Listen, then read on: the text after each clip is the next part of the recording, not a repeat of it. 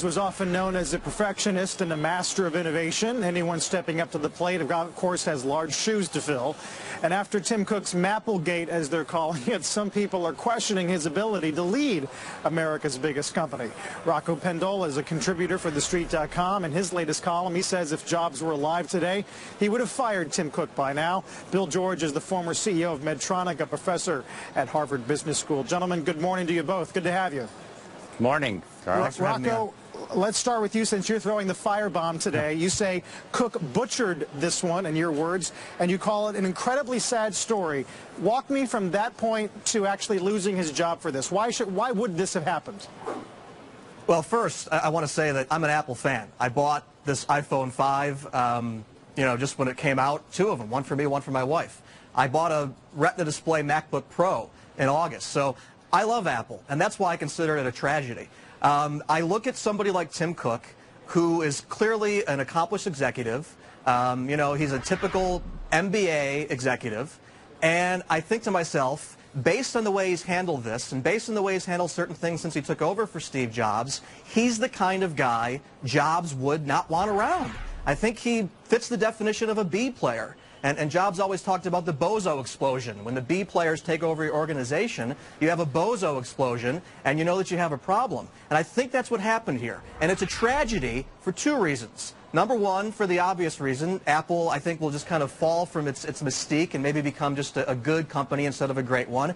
And it's also a tragedy because I think it's an unworkable situation. Jobs left us too soon, and it's obviously the biggest tragedy there is for his family and his friends and so forth, but it does have an impact on Apple, and as a result, it has an impact on a lot of people that love their products around the world. Yeah. Bill, I'm thinking of the market cap that has grown under Cook's stewardship. I'm thinking of when Jobs was passing the baton, people said his greatest creation of all time was Tim Cook as his successor. Do you think this would have happened under Jobs, and how do you think Jobs would have responded now? Well, I think it very well could have happened under Jobs. So Rocco, if he had to fire anyone, he might have had to fire himself. Because this started back when Jobs declared thermonuclear war on Google. And they could have put the Google Map app right on the Apple 5 like they did the Apple 4. So I think you have to look back there. And Steve, I'm not sure would have handled it nearly as well as Tim has. This is going to be a classic in how to handle a crisis, much like the late Jim Burke, who passed away yesterday, handled Tylenol for J&J. I think there are three things you have to do. So far, Tim's done two of the three and declared that he's going to do the third. The first is you got to accept responsibility and admit a mistake and apologize. He did that. I doubt Steve would have done that. Second of all, you mean apologize unequivocally?